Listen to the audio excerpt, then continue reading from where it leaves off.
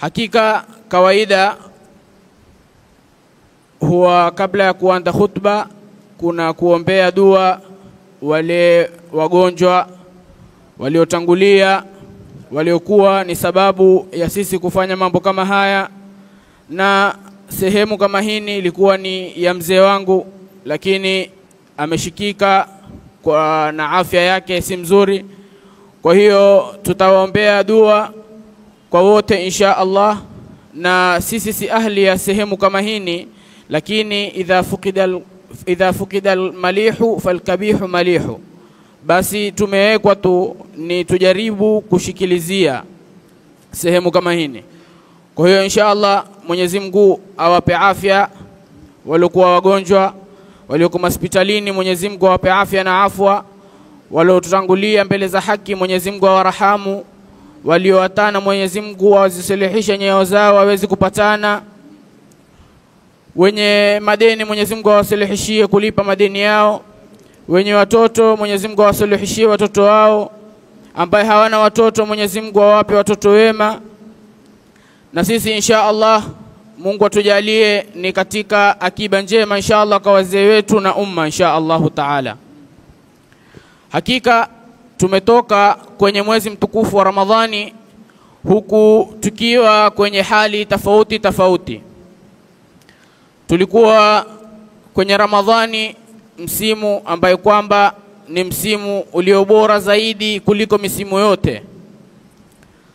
Lakini hali zaenda zikibadilika Ramadhani na baada ya Ramadhani. Wako watu waliotoka baada ya Ramadhani huku wakiwa wao ni kama siku waliozaliwa kwa kufutiwa madhambi yao, na watu waliotoka kwenye Ramadhani huku wakiwa ni wamejaziwa madhambi badala ya kufutiwa madhambi kama yale. Mungu asitujalie katika hao. Kuna maswali kadhaa lazima kila nafsi ambayo imetoka kwenye mwezi mtukufu wa Ramadhani ijiulize, na maswali kama hayo ni mathalan, madha baada Ramadhan? Kuna nini baada ya Ramadhani? Tumetoka kwenye Ramadhani na ni siku chache tangu tumalize mwezi mtukufu wa Ramadhani na tuko kwenye mwezi mtukufu wa Shawwal. Lakini swali ni je, nini baada ya Ramadhani? Ramadhani imezie, je, imeondoka na khairati zake? Je, imeondoka na ibadati zake? Je, imeondoka na thawabu zake? Je, imeondoka na taa zake? Haya ni maswali ambayo lazima kila Muislamu aweze kujiuliza maswali kama haya ili ajijue yuko kwenye sehemu gani. Siku tangu tuondokewe na mwezi mtukufu wa Ramadhani huku tukiwa hatujui, je, tutakuwa kwenye Ramadhani nyingine? Sote bila shaka tutatamani kuwa baada Ramadhani itakayokuja Mungu atuafikie insha Allah tuwe ni wenye kuifunga kwa afya na furaha insha Allah. Lakini Ramadhani ndio mwezi ambao kwamba tulikuwa tukijijenga imani zetu, tukijenga suluki zetu, tukijenga ruhania zetu kwa swala, kwa kusimama qiyamul layli, kwa kuswali matarawehe, kwa kuleta adhkari, kwa kusoma Qur'ani kwa wingi, kwa kutoa sadaka, kwa kufanya af'alul khairat na kufanya ihsani nyingi kwa nyingi, pamoja na kuunga zao. Kwani wengi walikuwa kabla ya Ramadhani walikuwa na jambo kadhaa, walikuwa na utesi na wendani wao, walikuwa na jambo kadhaa na wendani wao, lakini kwa kuwa Ramadhani imeingia wakayawata mambo kama yale kwa sababu ya kuingia Ramadhani. Na siku zote usiwe ni mja wa Ramadhani, bali ni lazima uwe ni mja wa Rahman. Kwa hiyo mambo yote haya tulikuwa tukiyafanya ndani ya Ramadhani mpaka tukawa ni wenye kuwa tumeonda utamu na halawatul iman, tukawa tumeionja ile iman namna ilivyo, mpaka tukajua uhakika wa saumu. Wengi wajua ni saumu ni kuwatakula, ni kuwatakunwa, lakini ndani ya Ramadhani kwa kuwa na madarasa kila sehemu na kila mahali, kujulishwa na mashekhe mbalimbali kuwa saumu Ramadhani si kuwatakula, si kuwatakufunga, si kuwatakunwa, si kuwatakadha wala kuwatakadha, bali saumu ni kuata kila kile ambacho hakikukaribishi wewe na Muumba. Kwa hiyo mambo kama haya tulikuwa tukiyafanya ndani ya Ramadhani mpaka ikawa sisi mboni ito letu sisi ni kwenye swala. Ikawa sisi kule kuwatakula na kuwatakuna ndio raha kwetu sisi. Kule kutosengenya na kutofanya yambo kadhaa na yambo kadhaa ndio raha kwetu sisi. Lakini swali, wama baada Ramadhan? Je, vipi hali kama hini, je itaendelea baada ya Ramadhani? Je, hali kama hini, je itazidi au itapungua baada ya Ramadhani? Siku zote Ramadhani itakwenda na itakuya, lakini Mola wa Ramadhani bado uko pale pale. Kwa hiyo hali yetu sisi vipi kwenye Ramadhani na baada ya Ramadhani? Tulikuwa kwenye mambo ambayo yasiyokuwa sawa, lakini kuingiliwa na mwezi mtukufu wa Ramadhani tukawa sisi ni wenye kubadilika kutoka kwenye hali na kuingia kwenye hali nyingine, mpaka tukafunguliwa milango ya taufiki kwa waliofunguliwa milango ya taufiki, mpaka qala qailuna, akasema mwenye kusema, ya laitani mitu ala hadha alhal, natamani nife katika hali hii niliyo kwenye mwezi mtukufu huu wa Ramadhani. Kwani ile Ramadhani yenyewe ilivyo ilikuwa yenyewe automatically imetubadilisha hali zetu, imebadilisha weather yetu namna ilivyo, imebadilisha yale maisha yetu tulivyokuwa tunavyoishi, sivyo tunavyoishi wakati si Ramadhani. Mpaka aliposema kuwa ya laitani mitu ala hadha alhal, natamani mimi ningekufa nikiwa kwenye hali kama hini, kwa sababu mwenyewe yoiona hali kama ile ni hali ya kuwa inayomridhi Allah subhanahu wa ta'ala. Ni hali ambayo kwamba lao mtu yoyote ataulizwa basi atasema ya laitani mitu ala hadha alhal, natamani mimi ningekufa kwenye hali kama hini. Kwa sababu ukiangalia kukithiri kwa madarasa Ramadhani na kukithiri kwa matarawehe Ramadhani na kukithiri kwa afaalul khairati kwenye Ramadhani, mtu hujiona nafsi yake kuwa yeye ni katika almaqbulin. Ndio mpaka akasema kuwa ya laitani mitu ala hadha alhal, ya laitani khatimati kanat fi Ramadhan, natamani mimi mwisho wangu ungekuwa kwenye Ramadhani. Lakini hali kama hini ya kusema kuwa natamani mimi ningekufa kwenye hali kama hini, natamani mimi mwisho wangu uwe ni kwenye Ramadhani, ni mambo ambayo kwamba ni lazima ujue yawezekana baada ya Ramadhani. Yawezekana hali yako ukaiendeleza baada ya Ramadhani. Yale uliokuwa ukiyafanya waweza kuyaendeleza baada ya Ramadhani, kwani Mola wa Ramadhani uko pale pale. Ni Ramadhani tu kama mwezi umekuwa umekwenda. Na baada ya kuwa tumeondokewa na mwezi wa Ramadhani, huenda wetu sisi wakawa wala rubama aada tariku sala li tarkiha. Huenda yule alikuwa haswali, alikuwa akiata swala, sasa ameze kurudi kwenye kuiata swala yake. Na huenda yule ambaye alikuwa akila riba akirudi kwenye ile riba alikuwa akiila kabla ya Ramadhani. Na mwenye kufanya mambo yasiyomridhi Allah subhanahu wa ta'ala akirudi kufanya yale ambayo hayamridhi Allah baada ya Ramadhani. Je, hii ndiyo hali ambayo kwamba sisi tunataka tuishi? Je, hii ndiyo hali ambayo kwamba lau utaulizwa wataka kufa kwenye hali kama hii, je, utakubali kufa kwenye hali kama hii? Kwa sababu Ramadhani imetuondokea, haiyamaliza hata wiki tangu kuondokewa na mwezi mtukufu wa Ramadhani. Lakini wengi washarudi kwenye maskani zao, wengi washarudi kwenye yale mambo yao walikuwa wamealimit kuwa mimi nitafanya Ramadhani kisha kuingia mimi sitofanya kadhaa, baada ya Ramadhani fungulia mbwa. Je, ni katika mambo ambayo yatamanisha wewe uende ukaonane na Mola wako kwenye hali kama hiyo?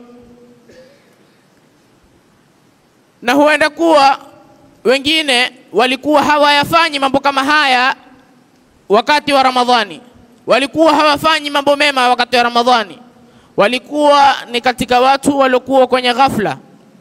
Lakini baada ya kuondokewa na Ramadhani wakaona kuwa tumeondokewa na jambo ambalo ni la muhimu sana. Wenyewe Waswahili wasema majuto ni mjukuu huja baada ya kitendo. Baada ya kuondokewa na mwezi mtukufu wa Ramadhani wakabakia wao ni kunena, ya laitani mimi ningefanya jambo kadhaa kwenye Ramadhani, sikufanya jambo kadhaa mimi wakati wa Ramadhani. Natamani angalau mimi ningeswali hata tarawehe moja wakati wa Ramadhani. Lakini mambo yote haya tuliyafanyia nafsi zetu huku tukiwa tumemsahau Muumba aliyetuamrisha mambo kama haya tuyafanye kwa ajili yake, wala si kwa ajili ya mwezi wa Ramadhani, wala si kwa ajili ya kitu fulani, wala si kwa ajili ya jambo fulani. Tuyafanye khalisan liwajhi Allah ta'ala. Wala sisi si kwamba tusema kuwa bwana wewe Ramadhani mathalan ulikiswali raka 1000 au Ramadhani ulikuwa ukifanya jambo kadhaa wala jambo kadhaa, wala kwenye Ramadhani ulikuwa uko kwenye mujahadatun nafsi, ulikuwa ukipigana na nafsi zako na shahwa zako, pamoja na kuata kile kitu ambacho wakipenda zaidi, kumuata mke wako, kukiata chakula, kuata kule kunwa, kuata kusengenya, kuata kufanya jambo kadhaa, kuata kufanya jambo kadhaa kwa ajili ya Ramadhani. Wala si kwamba sisi twasema kuwa endelea namna hiyo hiyo bwana wewe baada ya Ramadhani muate mke wako, wata kula, wata kufanya jambo kadhaa, wata kufanya jambo kadhaa. La naqul hakadha. Lakini tusema la lilinqita' anil a'mali salihah, tusijikate na kufanya yale mambo mema. Tusijikate sisi na kufanya yale tulokuwa tukiyafanya ya sunna ndani ya Ramadhani. Kwani misikiti Ramadhani ilikuwa ikiaa kwenye tarawehe ambayo ni swala ya sunna, ilikiaa kwenye hizo tahajjudi wakati ni swala za sunna, ilikiaa kwenye madarasa ambayo ni sunna. Lakini sasa tukiangalia ndo tumetoka kwenye Ramadhani yale ya faradhi, ukiangalia sufufu za swala za msikitini kwenye swala 5 zimekuwa zimepungua by 80%, kwa kuangalia kuwa watu walikuwa wakifanya jambo kwa ajili ya Ramadhani. Kwani yale tulokuwa tukiyafanya wakati wa Ramadhani hali ya kuwa mambo kama haya ni sunna, kwa nini sisi tusiendeleze mambo kama haya wakati sayao sisi kwetu sisi ni faradhi? Katika maswali ambayo lazima pia tujiulize ni je, sisi tumepata faida gani sisi na Ramadhani? Kwenye Ramadhani wako waliochuma mema na wako ambao walikuwa kwenye ghafla, lakini swali ni lile, je, nini baada ya Ramadhani? Je, tumestafidi nini na Ramadhani? Je, ni katika wale ambao kwamba walivuna matunda mema? Je, ni katika wale ambao kwamba walikuwa wakifunga lakini laysa min siyamihim illa al-ju'i wal-'atash? Je, ni katika wale ambao laysa min qiyamihim illa al-ta'ab wa-sihr. Kwa nini sisi tuyafanye mambo kama haya kwenye Ramadhani, lakini baada ya Ramadhani tuwe ni wenye kujisahau? Kwa nini sisi tufanye mambo kama haya kwenye Ramadhani au kabla ya Ramadhani, ila baada ya Ramadhani iwe ni wenye kujisahau? Kwani limiti yetu sisi iko kwenye Ramadhani, kuwa sisi tula al-umr hatutafanya mambo ila baada ya kusikiliwa na Ramadhani? Hakika tumeuaga mwezi mtukufu wa Ramadhani na mitana yake ambayo ilikuwa imejaa nurania ya madarasa, ya dhikri, ya mashahada, ya dua wa qiraati al-Qur'an, na masiku yake yenye ataya, masiku yake ambayo Mwenyezi Mungu kwenye kila usiku katika masiku ya Ramadhani anaata shingo huru na moto. Tumeshauaga mwezi mtukufu wa Ramadhani, hatuna uhakika wa kufunga Ramadhani inayokuja. Je, tumeuaga mwezi mtukufu wa Ramadhani, pia tumeziaga zile ibadati tulikuwa tukizifanya? Je, tumeiaga ile subra tulikuwa nayo wakati wa Ramadhani? Je, tumewaga yale masiku ambayo kwamba Mwenyezi Mungu alikiata huru na moto? Je, tumevuna nini kwenye masiku kama haya ambayo Mwenyezi Mungu hugawanya zawadi kwenye masiku kama haya? Masiku ambayo kwamba Mwenyezi Mungu Subhanahu wa Ta'ala huuliza kwenye kila usiku, huuliza, je, kuna atakaye kitu kwangu mimi? Hal min talibil haja? Je, kuna atakaye kitu kwangu mimi? Je, kuna atakaye toba kwangu mimi? Ni maswali ambayo kwamba sisi ni lazima tujiulize, kwani tumetoka kwenye Ramadhani. Je, baada ya Ramadhani vipi hali yetu itakuwa baada ya Ramadhani, na vipi itakuwa hali yetu itakuwa kabla ya Ramadhani? Kwani mambo yote tulikuwa tukiyafanya, lau tungekuwa tuyafanya khalisan liwajhi Allah Ta'ala, basi haijalishi ile kuwa ni Ramadhani au kuwa si Ramadhani. Je, ni baada ya Ramadhani? Je, ni ndani ya Ramadhani? Je, ni nje ya Ramadhani? Je, ni kabla ya Ramadhani? Ingekuwa si mambo ambayo yatujalisha sisi. Lakini kwa kuwa sisi wenyewe tumejilimit nafsi zetu kuwa mimi nitafanya jambo kadhaa, mimi nitafanya jambo kadhaa kwa ajili ya Ramadhani, basi Mwenyezi Mungu na sisi ametuafikia kwa vile tulivyojitilia nia sisi. Kwa hiyo maswali kama haya lazima kila mtu ajiulize nafsi yake. Je, nini baada ya Ramadhani? Nimefanya jambo kadhaa, nimefanya jambo kadhaa ndani ya Ramadhani, vipi baada ya Ramadhani? Je, sasa baada ya Ramadhani ndio wakati wa wewe kujifungulia kufanya mambo yasiyomridhi Allah Subhanahu wa Ta'ala? Je, sasa baada ya Ramadhani ndio wakati wa wewe wa kumuasi Allah Subhanahu wa Ta'ala? Hakika sasa yao, hasatan kipindi kama hichi cha Eid ambacho wengi tumekifanya ndicho kipindi cha lala salama, kile kipindi cha kwenye boli. Siku zote kikisha kufika kipindi cha pili pale ndio kipindi cha ima ufunge ima ufungwe. Ndio sasa sisi tumekifanya hichi kipindi cha Eid, ndicho kipindi kama hicho cha kuwa sasa baada tukisha kufunguliwa ile kuisha sasa Ramadhani imezie, sasa khalas sisi ndio fungulia mbwa. Sasa mwenye kuna tembo ndio atakuna sana, mwenye kwenda kusengenya ndio atakwenda kusengenya sana, mwenye kufanya jambo kadhaa ndio atalifanya sana.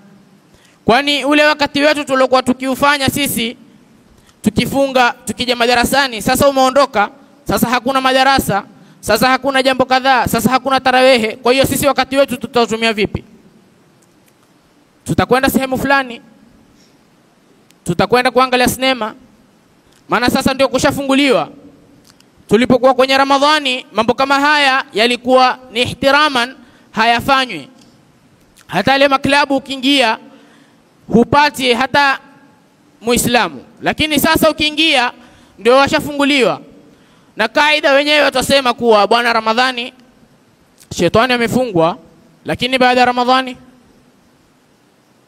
shetani amefungwa. Baada ya Ramadhani kule ile kaida ya sisi kujiwekea ya kuwa Ramadhani shetani amefungwa, lakini baada ya Ramadhani shetani ameweza kufunguliwa, basi na sisi ndio tumfuate shetani, sio? Ndio tukasema kwa Sayyidina Ibrahim bin Adham asema katika mambo ambayo yasababisha kufa kwa moyo ni kuwa sisi twasema shetani ni adui yetu, lakini adui yetu kama huyu sisi ndio tunayemfuata. Adui yetu sisi ndiye tunayemsikiza.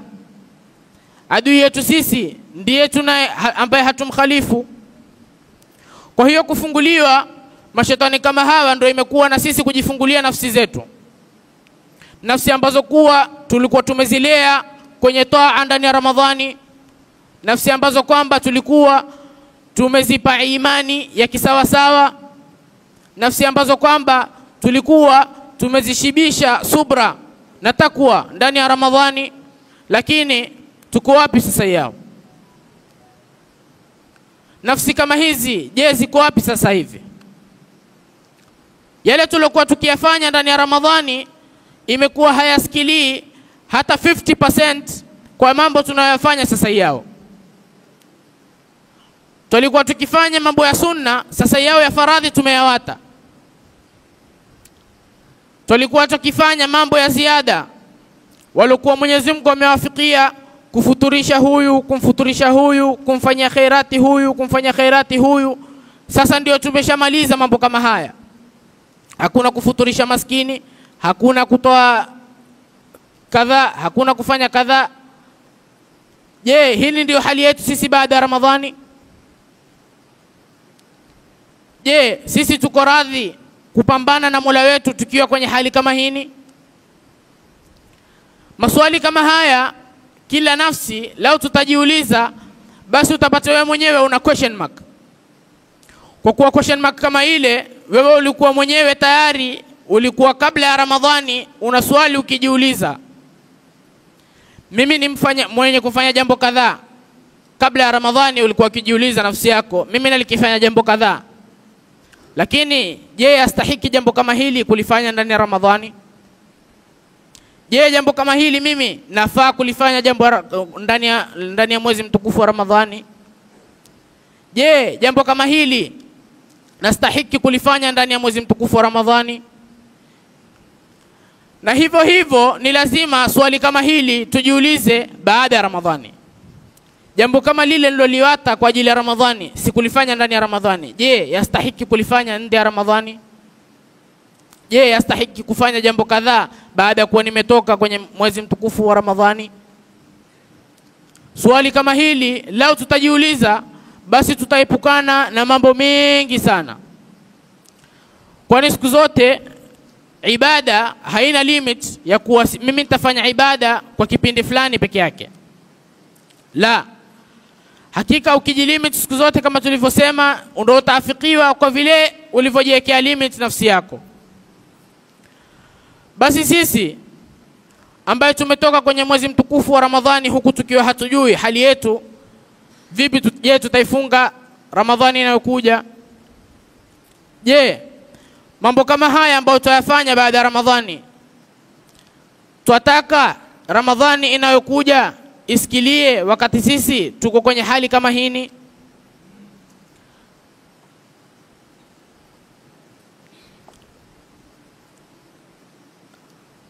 Kwenye mambo ambayo tulikuwa tukiyafanya ndani ya Ramadhani ya mujahadatun nafsi, ambalo jambo kama hili lilikuwa likitusaidia kwenye kuepuka shahawati zetu na kuepuka yale matamanio ya nafsi na nini na nini na nini. Je, baada ya Ramadhani je limekatika jambo kama hili?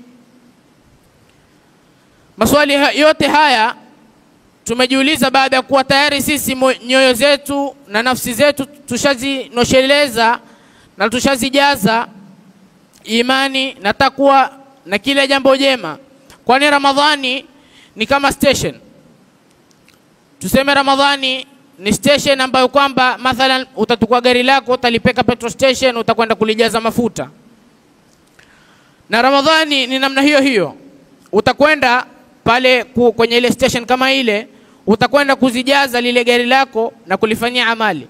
Lakini gari kama lile ukisha kulijaza mafuta, ukisha kulitumia 100% yatatumika ile mafuta, kutakuwa kuna tena mafuta? Kutakuwa hakuna tena mafuta. Kwa hiyo lazima ufanye tena nini? Ni lazima urefill tena. Kwa hiyo baada ya Ramadhani tutajirefill vipi sisi? Ramadhani imeshaisha, Ramadhani as a station imekwisha. Sasa tutajirefill vipi? Kujirefill kule kuendelea na zile amali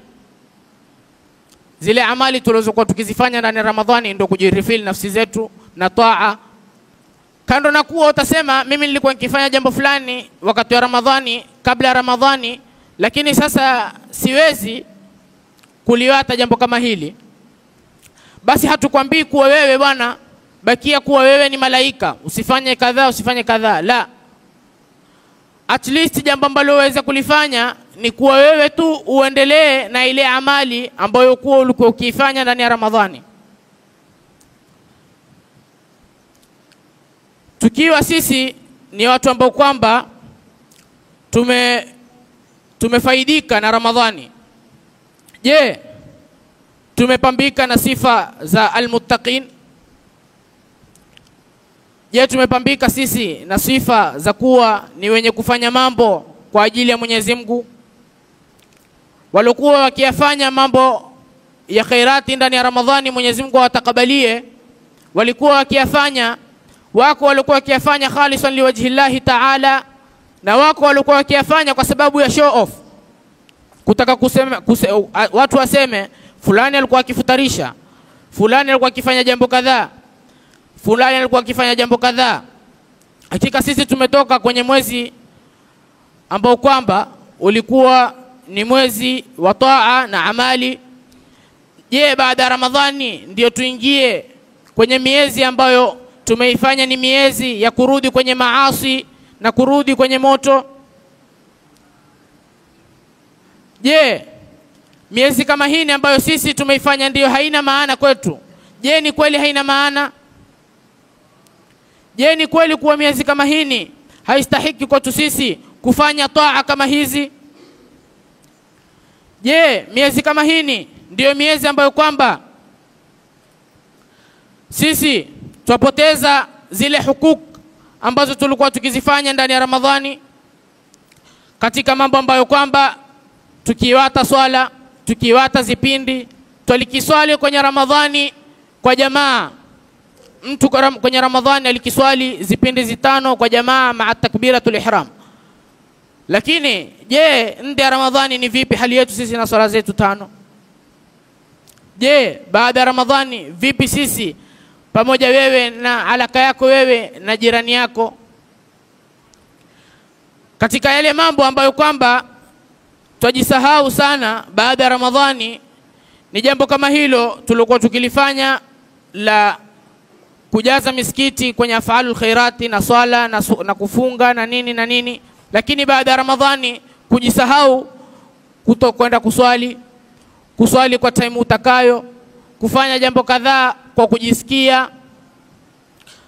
Jambo lingine ni kuwa sasa tulikuwa wakati wetu sisi ni wakati wa kusikiliza madarasa. Sasa tumebadilisha darasa, tumefungua mziki. Sasa tulikuwa tukiangalia zipindi ambazo zilikuwa zimepangwa ndani ya Ramadhani, basi wakati ule sasa tumefanyia changing. Tumefanya sasa ni wakati wa kufungua movie. Maana sasa ndio ukienda kina Cinemax kumeawa huko, na hasatan kwa siku hizi ukienda labda tikiti ukienda leo utapata tikiti ya kesho kutwa, kwa hizi siku zilivyokuwa ziko booked.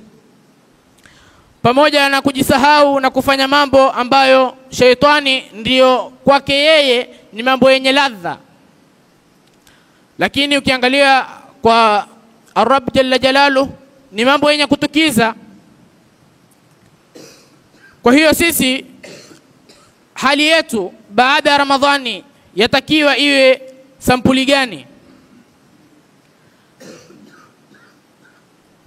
Katika mambo ambayo kwamba ni lazima sisi tuwe ni wenye kuendelea nayo baada ya Ramadhani ni katika aya ya Qur'ani yasema wa'bud rabbaka hatta ya'tiyakal yaqin.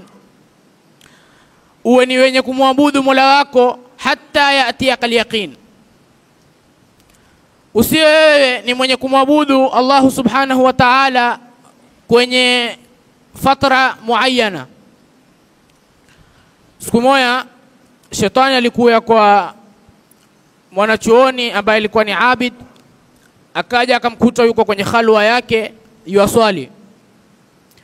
Basi mwanachuoni kama huyo akasema, mimi nikaona mwangaza umetokelezea, kwani wale wanazuoni walikuwa wakiingia kwenye khalwa zao ni khalwa sehemu ambayo ukiona ina giza giza, ina nini, kwa ile kutaka khushui pamoja na kufanya ile communication yake yeye na Mola wake. Basi alikuwa wakiingia kwenye khalwa, wakiingia pale, akasema nikaona mwangaza umeniingilia pale. Kikatoka kiumbe kikanambia, ya fulani, hakika ushamwabudu Mwenyezi Mungu kwa wakati unaotosha, umeswali sana, umefunga sana, umefanya amali sana, umetoa sadaka sana, mpaka ulipofikiria hapo tosha. Sasa tia full stop wewe. Sasa kula maisha wewe, nenda sehemu fulani, nenda sehemu fulani. Basi ule jamaa akamwambia, lau kuna mtu ambaye ana haki zaidi ya kuambiwa kama hivyo, angekuwa ni Mtume Muhammad sallallahu alaihi wa alihi wasallam. Angekuwa ameambiwa Mtume, bwana wewe usiswali, kwa sababu yeye amesamehewa madhambi yake yaliyotangulia na ambayo yako mbele. Lakini alimwambia kitu kama hivi, na akamwambia kwenye Qur'ani tumeambiwa wa'bud rabbaka hatta ya'tiyakal yaqin. Ndio pale pale shetani akajigeuza akamwambia, una bahati sana, kwani mimi kwa njia hii nimeitumia, nimepoteza walikuwa wakiabudu 1000. Nilikwenda kwa watu walikuwa wakiabudu 1000, nikiwaambia kwa njia kama hii, basi wao nikawa ni watu wenye kutoka kwenye dira, kwa kuambia tu wewe umeswali sana, umefanya sana, huku akiwa amesahau aya kama hii. Tulikuwa tukiyafanya ndani ya Ramadhani ni kama tulikuwa tukifuma. Zamani walikuwa wakifuma sweta, wakifuma maboshori yale ya baridi. Lakini sasa baada ya Ramadhani yale matendo ambayo sisi tuyafanya tumekuwa ni kama wenye kuyafumua yale tulikuwa tukiyafanya ndani ya Ramadhani. Je, wewe uko radhi kwenda kwa Mola wako hali ya kuwa kitabu chako kiko zero, zile amali zote ulikuwa ukizifanya umezifuta kwa yale matendo ulikuwa ukiyafanya baada ya Ramadhani? Je, wewe uko radhi kutolewa roho yako hapo ulipo, ukienda kwa Mola wako uambiwe kuwa yale ulikuwa ukiyafanya ndani ya Ramadhani hukuyafanya khalisan liwajhi Allah Ta'ala? Yale matendo ulikuwa ukiyafanya ndani ya Ramadhani yamebatilishwa na yale ulikuwa ukiyafanya baada ya Ramadhani.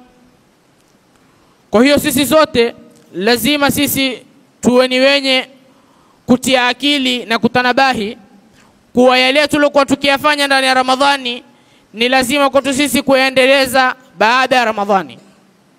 Kwani siku zote watu wataka sana mambo ya sunna na mambo ya ambayo ni mustahabat, lakini hatutaki mambo ya faradhi. Ndio ulimwengu ulivyotusibu sayau sisi. Tunataka swala za sunna, kwa kuwa kwenye swala kule kwenye tarawehe kutagawanyizwa kadhaa, kwenye tahajjud, kwenye qiyamul layl kutagawanyizwa daku, kutafanywa hivi. Lakini sasa tumetoka kwenye mambo kama hayo, tumeingia kwenye faradhi. Je, vipi wewe na faradhi yako? Utaiswali kama ulivyokuwa ukiswali kwenye mwezi mtukufu wa Ramadhani? Ni swali ambalo kwamba lazima kila mtu ajiulize, na mwisho utajipa maswali kama haya, utajipa majibu kwa nafsi yako. Ujiangalie wewe, ujipime nafsi yako, ujue utakuwa uko wapi. Kwa hiyo insha Allah taala lazima kila mtu ajiulize maswali kama haya. Mpaka hapa Mwenyezi Mungu atuwafikie insha Allah taala, atujalie min alladhina yastami'una alqawla wa yattabi'una ahsana. Wassalamu alaykum wa rahmatullahi wa barakatuh.